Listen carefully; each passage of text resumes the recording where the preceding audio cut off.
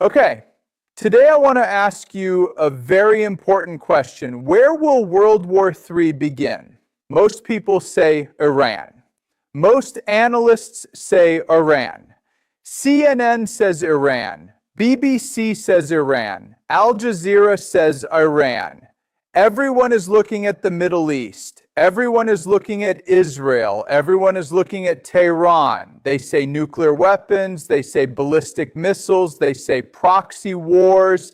And I understand why they think that. On the surface, it actually makes a lot of sense. Iran has a nuclear program. Israel has the most powerful military in the region. America is directly entangled with both of them. There's Hezbollah, there's Hamas, there's the Houthis. It feels like everything is piling up in the Middle East, just waiting to explode. But I'm going to tell you something today. That entire analysis is wrong, completely wrong.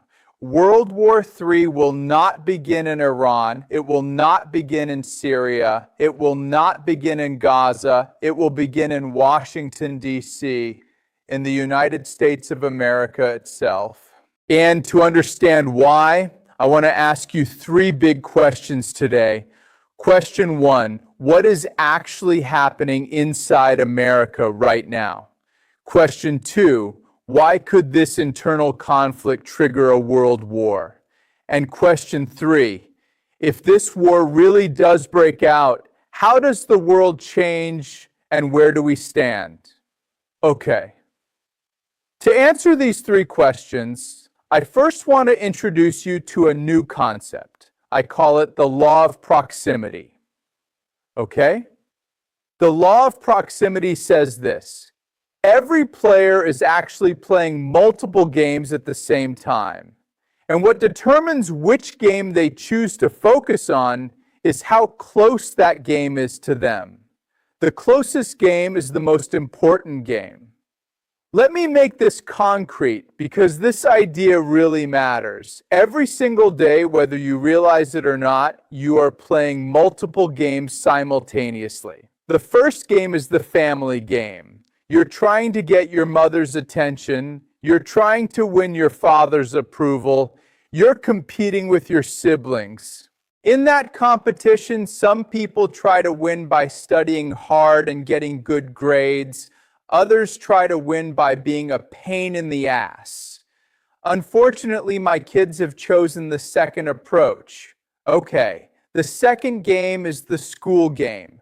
You want to be popular in your class, but at the same time, you need good grades to get into a good university. These two goals are constantly in conflict. If you study too hard, you lose your social life. If you're too social, your grades drop. The third game is the work game. You're trying to impress your boss, but at the same time, you want to earn respect among your colleagues. You can't betray your colleagues just to make your boss happy. You can't ignore your boss just to get along with your colleagues. The fourth game is the city game. You live in a city and you want that city to be better than other cities. The fifth game is the national game. You're a citizen of a country and you want that country to be stronger. All of these games are running at the same time. And which one affects you the most? The one you can see right in front of you. The one you can touch with your hands. The one whose consequences you feel today, right now. A conflict in your family affects you more than your country's foreign policy. Your relationship with your boss feels closer to you than a war in the Middle East, okay? And this idea doesn't just apply to individuals. It applies completely to nation states as well. If you want to understand a country's foreign policy, you have to look inside that country. Leaders don't wake up every morning thinking, what can I do for world peace today? They're thinking about how to protect their own seat, how to crush their rivals, and how to reward their supporters. We think the main game is being played between America and Iran, but the main game is being played inside America. And that internal game is what determines how America behaves on the outside. Okay, now let's get to the first question. What is actually happening inside America right now? The surface answer is Democrats and Republicans are at war with each other. That's true, but it's not enough. The real conflict goes much deeper. And to understand that deeper conflict, I need to remind you of an idea from a historian named Peter Turchin. Turchin says, why do civil wars break out in history? Two things are required. First, too many elites competing for power. Second, a large portion of those elites losing faith in the system. Power is a zero-sum game. If one person wins, another must lose.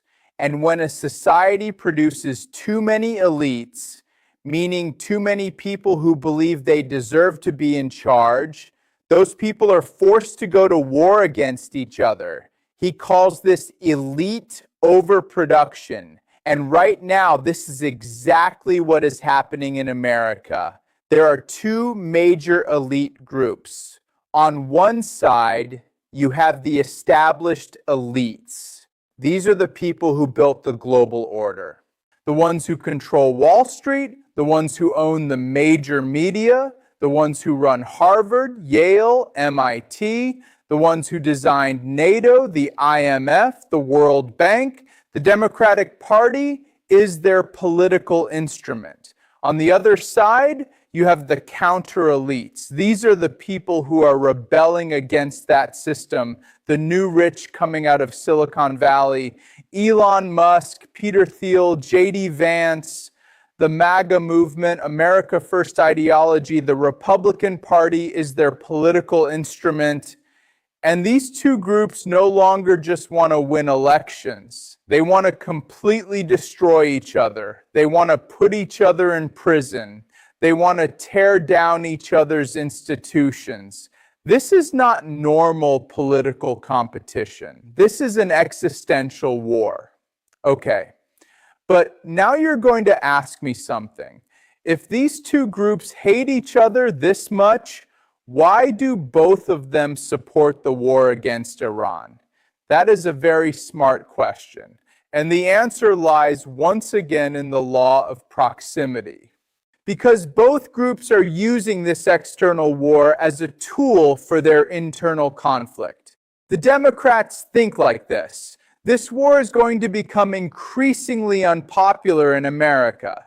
The economic cost will rise, gas prices will go up, military casualties will increase, the public will get tired, fed up, because Americans know war fatigue very well. They lived it in Vietnam, they lived it in Iraq, they spent 20 years in Afghanistan and came back with nothing.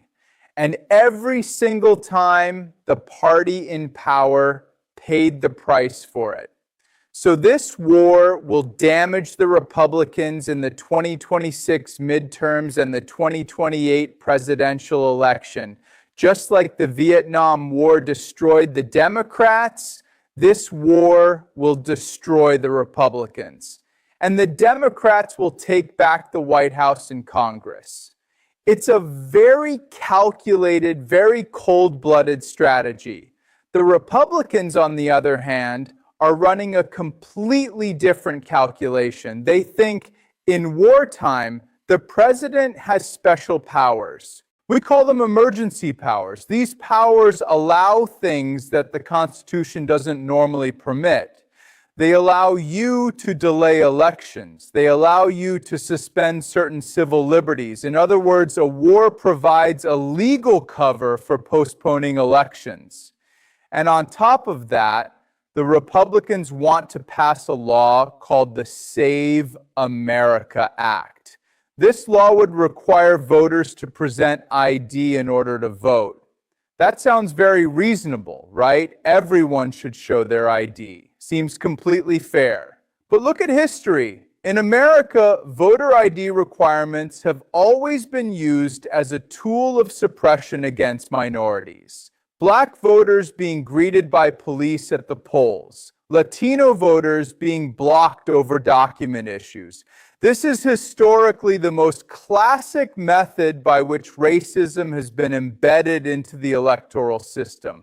So both sides are using this external war to consolidate their own power. The Iran question is secondary. The real question is 2028. The real question is, who controls Washington? Okay, now let's move to the second big question. Why could this internal conflict turn into a world war? And this is where things get really interesting, because underneath this conflict, there is an economic bomb. Actually, there are two bombs, and both of them are about to go off. The first is the private credit bubble. Now, private credit is a very simple idea. Instead of banks issuing loans, companies are lending money to each other.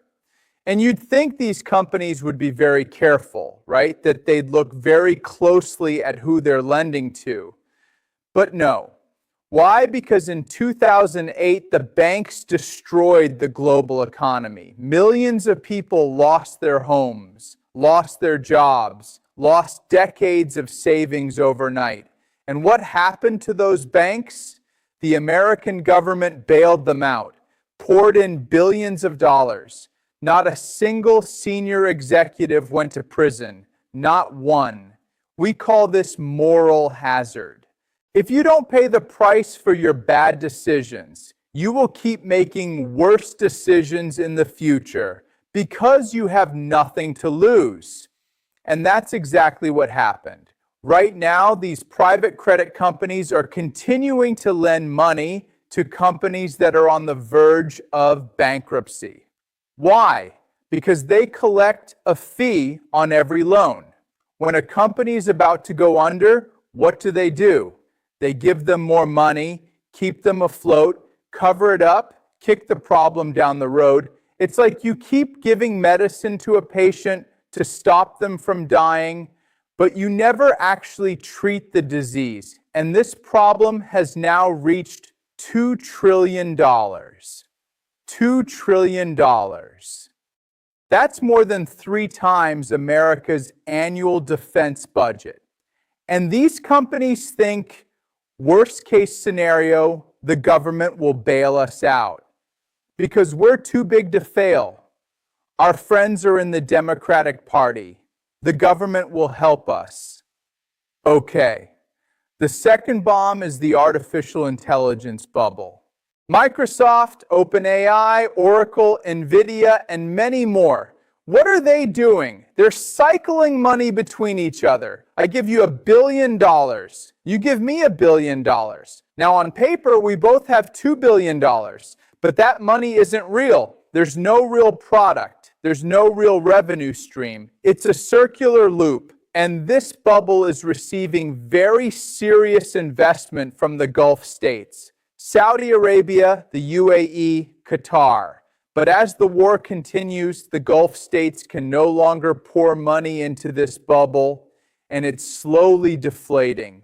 But these tech companies also think, no problem. We control Trump. We are the stock market. Washington, D.C. will bail us out. And right here, the two bubbles collide directly. The government doesn't have infinite money. It cannot bail out a $2 trillion private credit bubble and a tech bubble at the same time. It can only choose one, Wall Street or Silicon Valley. And that choice depends directly on who is in power.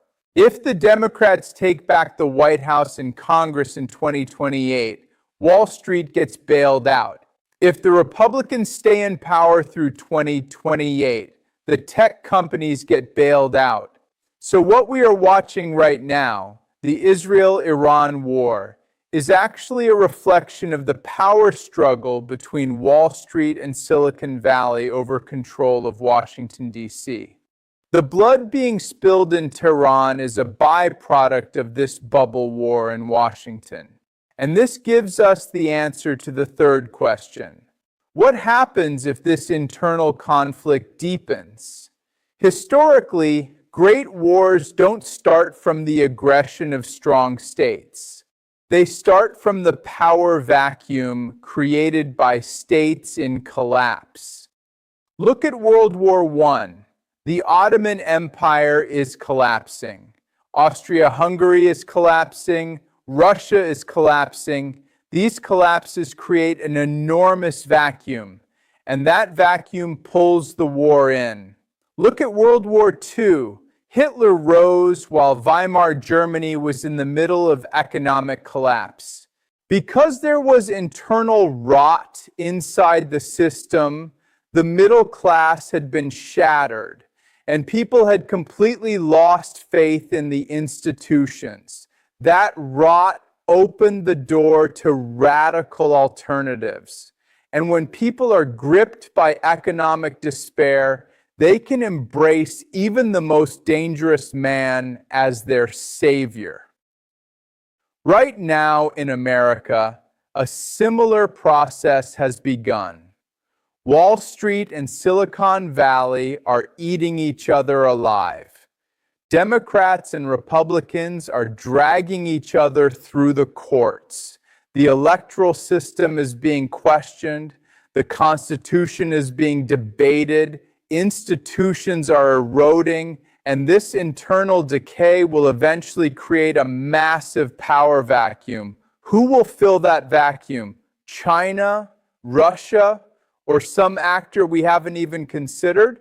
Maybe a power whose name we haven't even heard yet. That is where the real risk of World War III lies. Not in Iran's nuclear weapons, in Washington's internal collapse. And let me tell you something. If you want to track this collapse, watching the news is not enough, because the news shows you the outcome, not the cause. Follow the money. Who is trying to bail out whom? Who is financing whose election campaign? Which court ruling is protecting which group? Which law is keeping which bubble alive? When you find the answers to those questions, you will also understand why there is a war in the Middle East, because the closest game is always the most important game. And America's closest game right now is not Iran. It is this existential war inside itself. Once you understand that, everything happening in the world starts to look a lot clearer. In the next video, we will talk about the concrete steps, the timeline, and the possible scenarios of this civil conflict. Until then, follow the money. Everything is there.